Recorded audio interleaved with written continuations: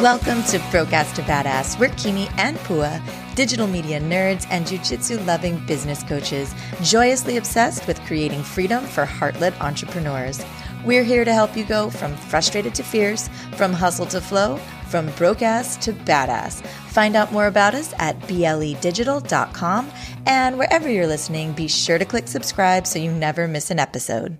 Gregg Clunis is the host of the Tiny Leaps podcast and content creator at greggclunis.com. In the 2 years since launching the show, Gregg has had the pleasure of being featured on major media platforms, speaking with some of the most interesting human beings, and racking up more than 3 million total downloads. But above all, Gregg is honored and humbled to hear how his show is changing the lives of his listeners. Tiny Leaps has grown from a simple desire to counter the current narrative of personal development to a massive community of humans dedicated to the process of continual daily progress. We are so excited for you guys to hear what Gregg has to say today. So without further ado, let's welcome Gregg Clunis to the podcast. We're so excited to talk with you today. How you doing? I am doing awesome. Thank you so much for having me. Well, we had to click record real fast because we started getting into our conversation. We're like, oh my gosh, we should just record because we know this is going to be so fun, so valuable. And we're just, we can't wait to get started. So let's do it. Of course, we know you from the Tiny Leaps podcast, which we love. And, you do so many wonderful things. We're excited to hear and have you share with our audience, what is it that you do? How do you describe your business to other people? Yeah, so let's start here. So I'm a content creator. That is the number one thing that I do. That is the thing I'm best at. And quite honestly, the more time I spend there and the less time I spend in the rest of my business, the better off we do. With that said, I'm the host of a podcast called Tiny Leaps, Big Changes. That's all about how to change your life by changing day-to-day behavior. And I primarily monetize that via coaching programs around podcasting. So either launching a new show or improving your current show. So growing it, gaining an audience, monetizing, as well as membership communities around goal setting and just getting more out of your life, doing more of the things that you want to do and doing less of the stuff you don't want to do. So awesome. I love that you call yourself a content creator, and you so are. And what I loved about what we learned from you when we connected last, and even as you helped us, you gave us some tips and really helped us with our podcast as well. But I remember you talking about the ways that you repurpose your content. And I think this is something that entrepreneurs often forget is a possibility.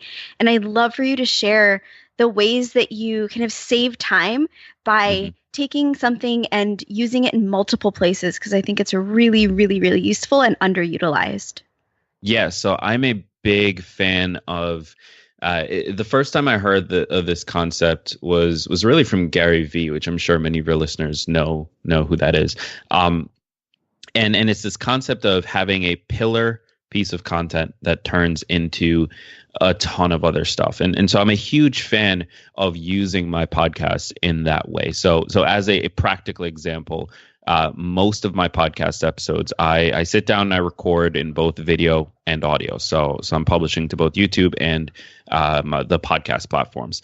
Beyond that, I have either a ghostwriter or I do it myself, depending on the topic and that sort of thing, that listens to those episodes, finds a thread within it. So the goal is not to transcribe it. The goal is not to create show notes.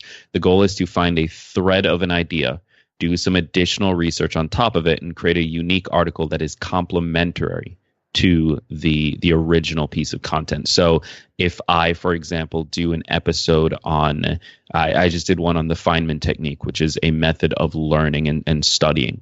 If I take that episode and I go through, one of the things I talk about is one of the steps, which is reviews. So reviewing what you know and getting really clear on that. I can then take that piece of it and turn that into its own article of how to do a review. And so it's coming from the show and it complements it perfectly, but it's its own unique piece of content that can exist on its own. And the beautiful thing is, because there is a seed for it to start from, something like a ghostwriter or a VA can very easily execute on that without me having to directly do it. Because it's not them coming up with unique content. It's, hey, listen to this and find an idea, and then from there, just create it. So I'm a big fan of just trying to build systems to get the most out of every single piece of content that I create. Awesome. And just to build off of that, do you find, because I know that there's some advice out there saying, pick one thing, pick one channel and run with it, build that, and don't worry about, having a YouTube and a podcast and a blog. But you successfully do all of them. And do you find that you have a very different audience for each platform? And do you think that that's helped you to grow your brand and your service? And kind of what are the benefits of actually doing all of the things rather than focusing on just one?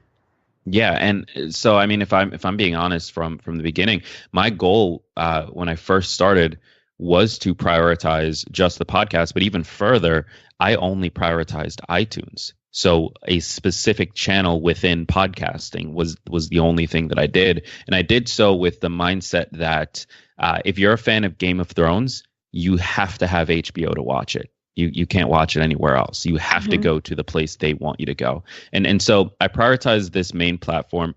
After that built up its audience, it very quickly became clear to me that if iTunes decided tomorrow that they didn't want to support podcasts anymore, I was screwed.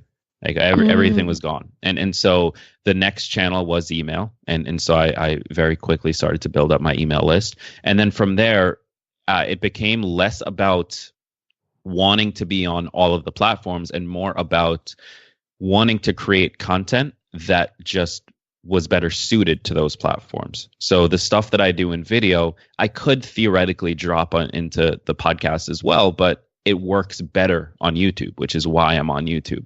The stuff that I do in Instagram works better for Instagram. The stuff with the newsletter works better in that format. So that's actually why I started to diversify. Was I wanted to start creating different types of content, and podcasting just wasn't the best medium for it. Now, with that said, what I have found in that process is two things. One, there is a lot of crossover. So my audience from my podcast does go over to YouTube, does go to the Facebook group, does go to the newsletter. But what's different is their mindset and the psychology that they're in when they're in these different places. So when XYZ person, so let's say her name's Sarah, she's listening to my podcast, she is in a particular place in her life doing a particular type of thing or a set of things that constitutes, hey, I don't have time to sit down and consume something, so I'm going to put on Gregg's podcast. That same person is approaching my videos where she maybe does have time to sit down and consume in a totally different mindset. And so it's the same person, but I have to treat them differently, and I have to treat what they want and what they are thinking about differently. Wow. Brilliant. So brilliant. Love it. So I love the way your mind works. And it sounds like you spend I appreciate that. a lot of time sort of hacking these different systems, looking at algorithms and numbers. Is that accurate? Are you spending a lot of time on the back end? Yeah, I mean, it's one of the things that, so I got into internet marketing and digital marketing about 10 years ago. And in that time, the number one thing that I would say I've gotten good at is just understanding what the systems want.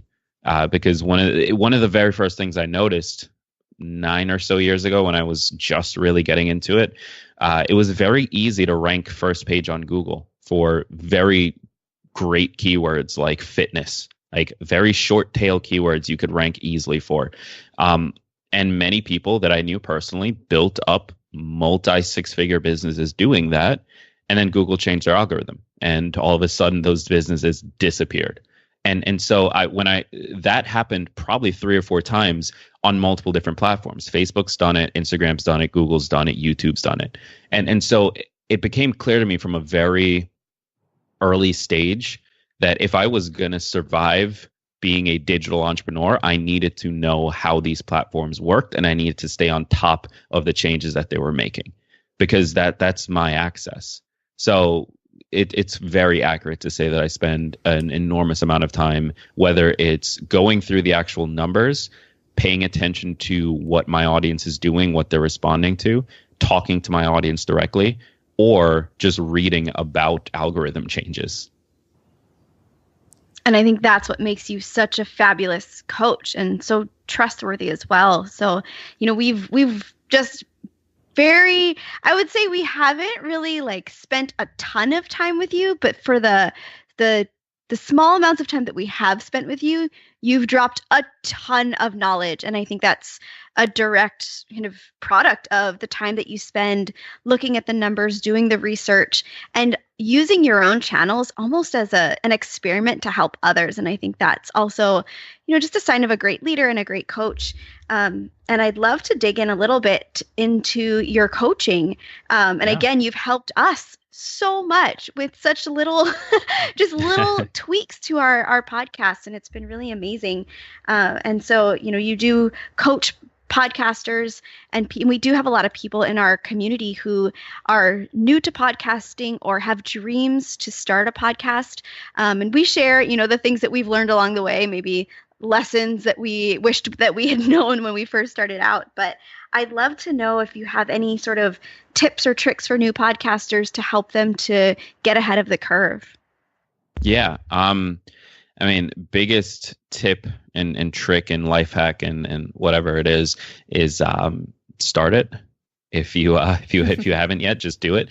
Yes. We're in a really amazing place right now with podcasting, in that part of the reason the small things that you and I have talked about, or I've worked with people on one-on-one basis with, the part of the reason it works is because podcasting is still in its infancy.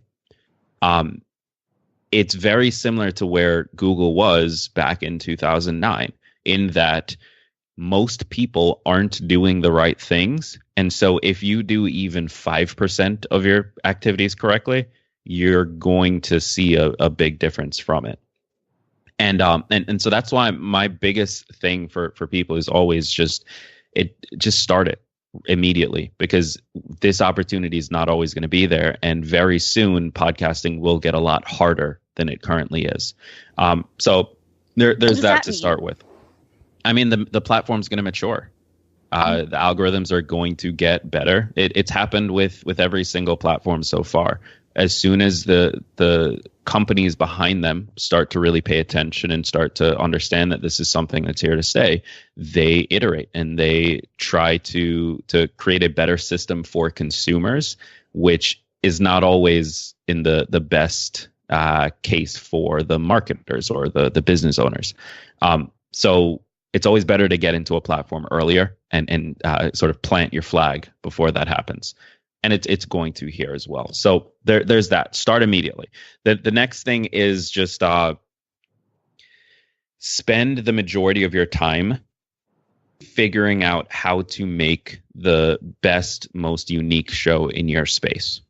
And so that's probably, it sounds like common advice or amongst whether it's blogging or launching a product or whatever it is, but you really need to think of your show as a show. It's in competition with Game of Thrones and with the NFL and with whatever other things that people use for entertainment, because that's really what podcasting is. It's less of a medium for learning and more a medium for distract me from this run that I need to be on, or distract me from my annoying kids, or whatever it is. And so you really have to consider the entertainment value of your show. And if you can do that, any number of eyeballs or ear holes, I guess, that you drive will turn into more, simply because your show is partially teaching them, which they do care about that, but they're not in a position to learn that well because they're not sitting at their desk with a notepad to take notes. And so therefore you're entertaining them first and keeping their attention. And that's what's going to get you to turn one listener into 5. So that's so interesting, because I think that there's almost like a paradox there, right? Where it's like, just start, just do it, but make sure that it's creative, it's unique. And I think that's where people get stuck often. Easiest way to do that, it takes 30 minutes, pull up iTunes, look at the shows in your space, And you can do that in two ways, via keyword searches and via the category rankings. Look at those shows that you would be competing with and read through the reviews. For many of them, the ones that are getting like a 2-star to 4-star review range, those are the real reviews. Most 5-star reviews are come from like review trades, and most 1-star reviews are just people that are angry for some reason. But the 2 to 4, who does a 1-star podcast review? It's so rude. I've gotten a few of those. And oh my gosh! But the 2 and 4 give you some pretty consistent feedback on, this is what I liked, this is what I didn't like. But go a little bit further, listen to the first 5 minutes of the episode, listen to the first 10 minutes, and just figure out, this is what the shows at the top are doing, this is what the shows in the middle are doing, this is what the shows at the bottom are doing, and from there, do everything the absolute opposite of it. Oh, so interesting. I'm a big fan of pulling influence from other forms of entertainment. So actually, when I first launched my show, I structured the episodes modeled after late night talk shows, so like Stephen Colbert's show and that sort of thing. And I truly believe that when you pull influence from other forms of entertainment and build it into your medium, which is in this case is podcasting, you get something that's inherently unique to that medium. Brilliant. Cool. I will be honest, I don't think we've ever I haven't. I don't know if Kimi has. I hope she has, so that she can save our dignity. But I've never actually gone into iTunes and looked at the reviews of similar shows. I just haven't. And with any sort of like intent. Maybe I have, just to kind of check it out. But I'm so curious now. Like, what do people? What warrants like a 2-star versus a 4-star review? I'm just so curious. Yeah. And by the way, it might be actually difficult to find many of those because, unfortunately, podcasting as it currently is does not make it easy for consumers to do that, leave reviews and share their thoughts and communicate. And is that so why no one likes to leave a review? Yeah, you should never feel bad you should never feel bad about that, because you have to think about what they're doing when they're listening. If they're driving and commuting to work and that's when they listen, they might want to leave a review, but they're obviously not going to pull over to do it. And then by the time they're in a position to, they've forgotten. Right. Interesting. It's so interesting. This space it's been around for a really long time, actually, but it feels so new still. 2004. 2004. Holy smokes. Yeah. And I just feel like it's both very saturated and yet kind of still the wild, wild west. And what I hear so much is like, now people are treating podcasts like blogs, where they say, oh, I know I should start a podcast. Where it's like, I know I should blog because that's what you do when you have an online business. I know I should have a podcast because that's what I'm supposed to do. And, we always tell them, have a podcast if you like to talk, if you, want to have a podcast. But if you don't want one and you think you should have one, I personally don't think that's the best use of your time. But, what are you seeing as far as entrepreneurs or really anybody successfully growing their audience and growing their service by starting a podcast? Yeah. So, I mean, it's podcasting is brilliant for certain things. So actually, a business coach of mine really laid this out for me and put the right words to it. Podcasting is amazing for building brand because it's a very intimate relationship. So your listeners are likely not listening to you out loud. They're listening through headphones. They're letting you into like a very like intimate space between you and them. And so that the psychology behind that creates a very like deep relationship with the host. With that said, the trade-off is you have to understand when they are listening, again, they are not in a position to take action 9 times out of 10. And so it works in the same way that radio ads used to work. If you want to drive a conversion, you need to honor the rule of 7, i.e., people need to hear things 7 times before they take action. That has never been more true than with podcasting. And so you kind of just have to be aware that you can drive business results. And I have clients that we launched this woman's show in January, and she had no audience prior. Her clients came primarily from referrals. And now we are going into June as of the recording of this. And she's gotten 6 or 7 clients directly from her show. She's gotten clients from being interviewed on other shows. And she has a real system in place for turning listeners into clients. And it works. It's just about understanding that it's great for building brand. And so it's going to be a little bit more of a long-term effort. And 2, when you are promoting and when you're trying to convert, when you're in launch mode, you need to really hammer the message home. That's great advice. So, gosh, I actually have so many questions for you.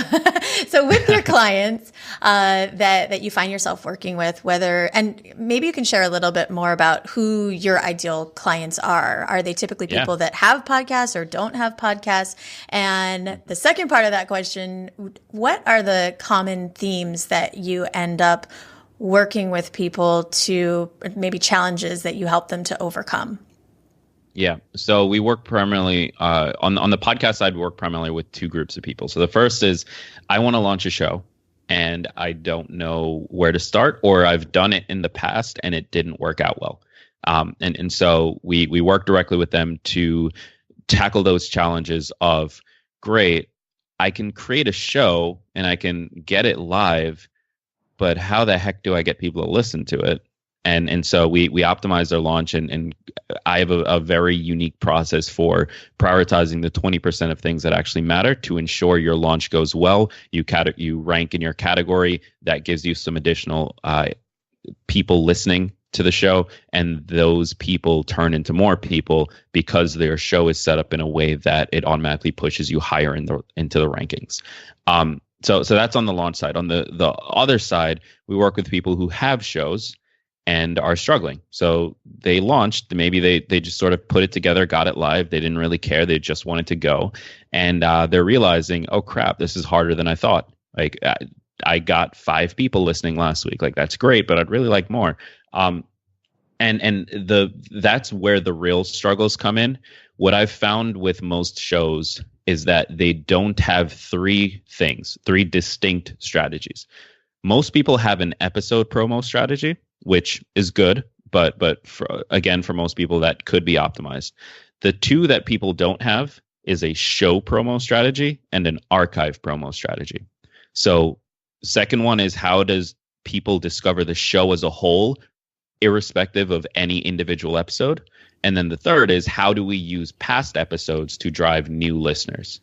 And that's where most people are struggling, is those 2 pieces there. That is Holy accurate. Very accurate. We don't have that. We got the first one, but you're right. You're so right. Wow. Archive promo. Oh my gosh, that's so brilliant. You know what's so funny is, I was thinking you're kind of like a lifeguard for drowning podcasts. I just envision you in a pool, like throwing someone this like life preserver, because they're like, we started a podcast and we had no plan. You're like, oh, I got your back.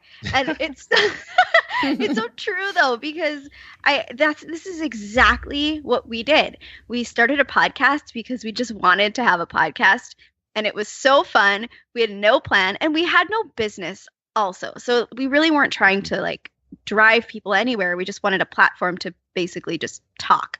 And it's been 4 years, and we've grown significantly, but it's been a 4-year long growth process. And if people have you in their corner to help them, do 4 years of growth in 4 weeks, that's so valuable. And it's really awesome. I appreciate that, and I actually really like that lifeguard visual. I have to adopt that. So would you say that there's any mindset challenges that come up for people? Because definitely, planning strategies and just the logistics I can see. But yeah, what about mindset or other limiting beliefs that might get in people's way? Yeah, I mean, if I'm being perfectly transparent, I struggle with a lot of those. They're a good chunk of my customers and my audience in the growth side. So they've got a show and they want to get bigger, know exactly what to do. And I find more and more when I'm on the calls with them, they're telling me exactly what I was about to tell them they should do. The problem is they're not actually doing it. And so in the same way with my own show, for context, my podcast, Tiny Leaps, Big Changes, does about 250,000 downloads a month and 16 or 17,000 downloads per episode. I think that could be at 50. But the stuff that's required to get there that I know need to happen and that is already built out as a strategy, I keep dropping the ball on every single week. So there are definitely mindset stuff around it. And the big ones are, one, is this even going to work? Two, why the hell should somebody listen to me? Like, of course, no one's listening. Why? I'm not that important.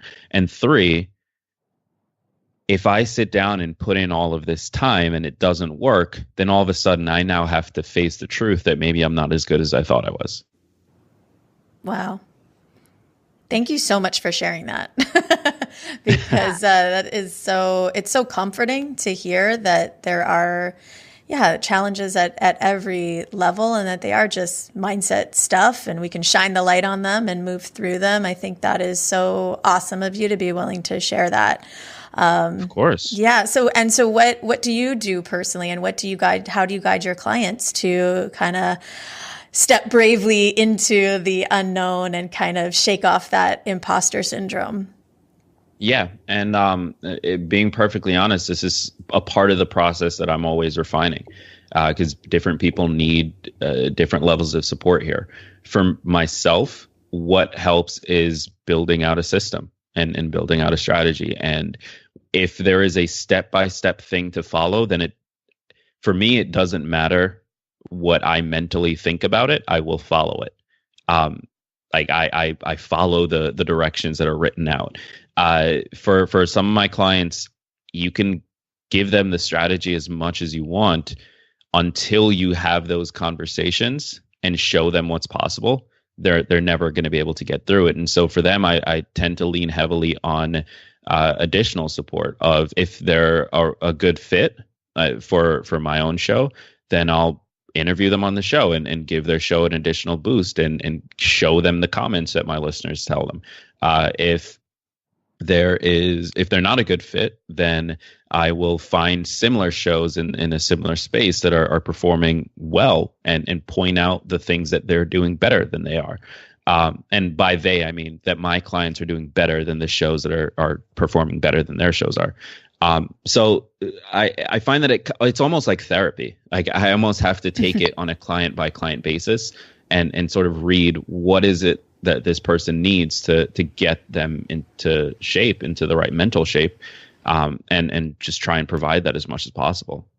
And then beyond that, when you can provide somebody a quick win. So when you have the knowledge of, if you tweak this one little thing, like you and I did, if you tweak this one little thing, you'll see a difference. That difference is often enough to break them out of it. Brilliant. Awesome. It's so true. Like, I feel like podcasting is the ultimate, like, F what people think platform, because you go out there and you got to be yourself.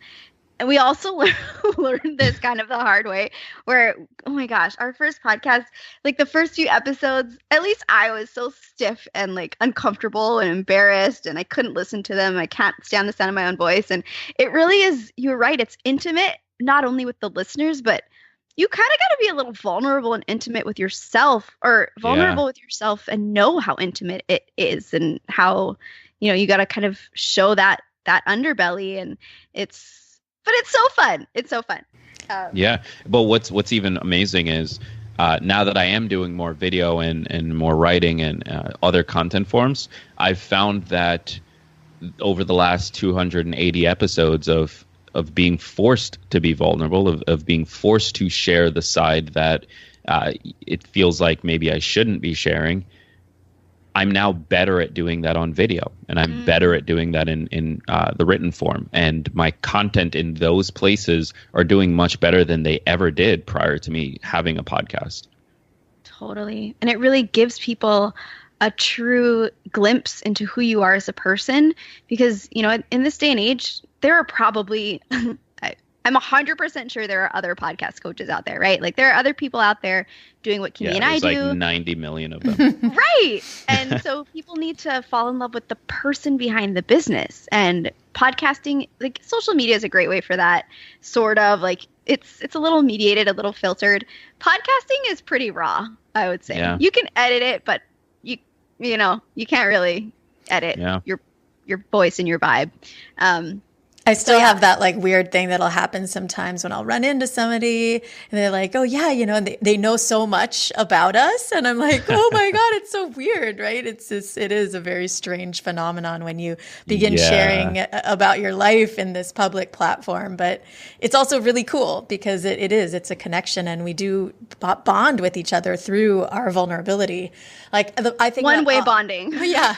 But right? It's like all the podcasts. About the other person unless they contact us. I think you even said that on a podcast once, Pua. You're like, this isn't fair. Can you please email us some vulnerable things? Like, write us a review and tell us something about you that we don't know so that this is a little bit more even. Well, I will say this, podcasting and content in general is really great if you have an ego. If you're the type of person who wants to be acknowledged and receive direct messages on Instagram and emails telling you how great you are, then you should get into podcasting. There you we go. Don't get too much of those. Oh, we gotta. Hey, send us some stuff about how great we are. We gotta work with Gregg. It gets weird. It gets weird. I love it. We love weird. That's awesome. So podcasting it's fun. It's awesome, and it comes with a little bit of technical skill as well. There's the editing, there's making sure that all the channels are synced up, and as coaches who coach entrepreneurs to work smarter and not harder, and as someone who has their own business on the side, podcasting is not really your main focus. Your main focus is your clients. So we'd love to know how you utilize outsourcing or what you automate in the podcasting process to free up more time for you to serve. Yeah,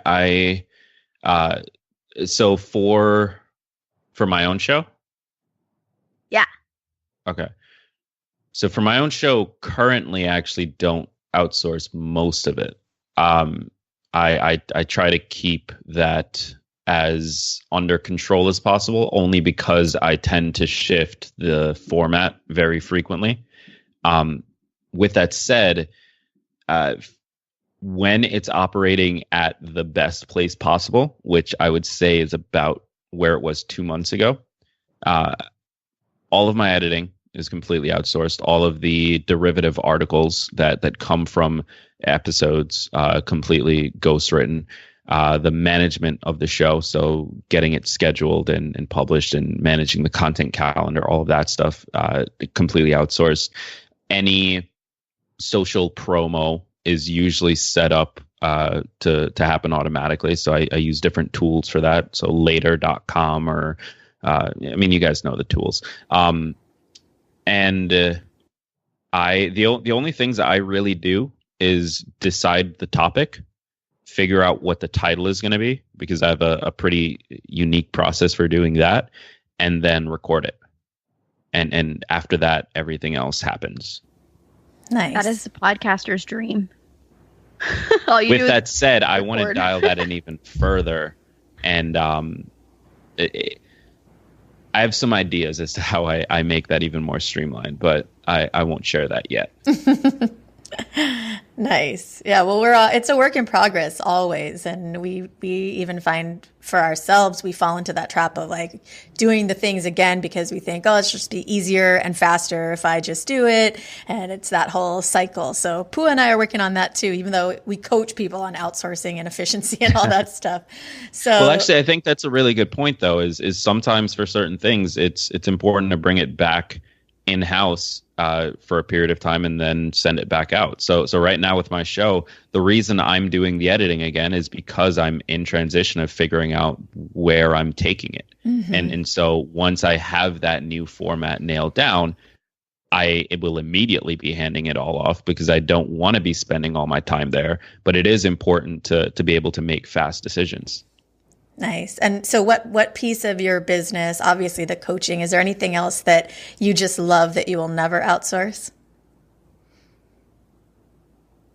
Actually, I would outsource coaching in a heartbeat. You would? Oh, that's interesting. Yeah, I'm actually a really big fan of I love training people to be coaches. I like that. That's a really interesting business model to me.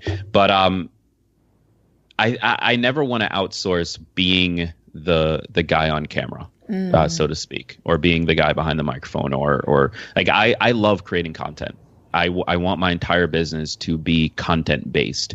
The minute that I'm at a place where coaching is no longer a piece of it that has to happen, then I get really selective with who I coach, and the majority of my revenue comes from content streams. So membership site, courses, books, speaking, so on and so forth. So I never want to lose touch of the artist side of it, I guess. Wow. Well, that's perfect. That. We just brought it full circle because you introduced yourself as a content creator. So perfect. That is the piece of the business that you're in love with the most and wouldn't outsource. Awesome. Well, I think it's brilliant too because, and I love that model as well. I don't think that coaching every single person in your business is the best use of anybody's time unless you don't want to scale. And if you can, like, think about who's the biggest coach you can think of in the world? Tony Robbins is who comes to my head. He doesn't coach the majority of his clients because they can't afford to work with him. And that's so totally okay because he's trained coaches who are brilliant and super talented to help the people who are not able to buy in at the level that they need to work with Tony Robbins. It's kind of like it's the next step in your story, right? Like the kind of the more valuable people see you as, the more valuable your service is and the more valuable your time is. I think it's brilliant. It's perfect.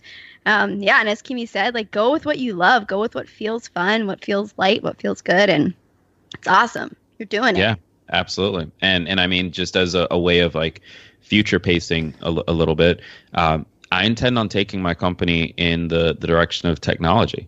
I want to create technology that makes it easier for people to live better lives. And the more time I'm spending coaching individual clients, the less time I'm spending building out that tech business. So do I want to make multiple six figures coaching or position myself for $1 billion by going in the tech route and remove coaching altogether? And that to me is a trade-off worth making.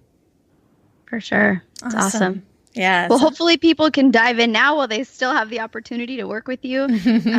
Super great. So if anybody's like, oh my gosh, I need to get in with Gregg before he stops coaching, how do people do that? If you're interested in podcasting, you want to launch a show, you have a show that maybe isn't where you want it to be, go to podsimply.com/apply. You can fill out a quick application. We'll jump on a strategy session, and I will help you figure out your strategy on that call. Perfect. And where else can people find out about you? What's the best place to connect? Definitely we'll send them to Tiny Leaps, Big Changes podcast, Facebook. Yeah. So here's a simple like 3-step process. Ready? Step 1. Do a quick search right now, wherever you're listening to this, for Tiny Leaps, Big Changes. I want you to, step 2, go and listen to at least 2 episodes. And then step 3, find me on Instagram at Gregg Clunis or on Twitter at Gregg Clunis. That's GreggClunis. Find me there. And if you hated the show, if you were like, this was a damn waste of my time, I want you to tell me. I want you to DM me and shout at me. And if you loved it, then of course I want you to tell me that too. But that's a simple 3-step process. Go listen to 2 episodes and let me know what your honest feedback is. Nice archive promo, dude. We're taking notes. Yes. Love that clear call to action too. I know. I'm like, oh, this is so good.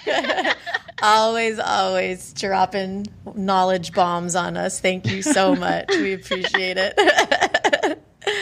Wow, this has been awesome, Gregg. Thank you so much for everything that you do, for being so open and sharing with just you're so amazing, and we're so grateful to be connected with you. So we will send everybody your way and just keep up the awesomeness.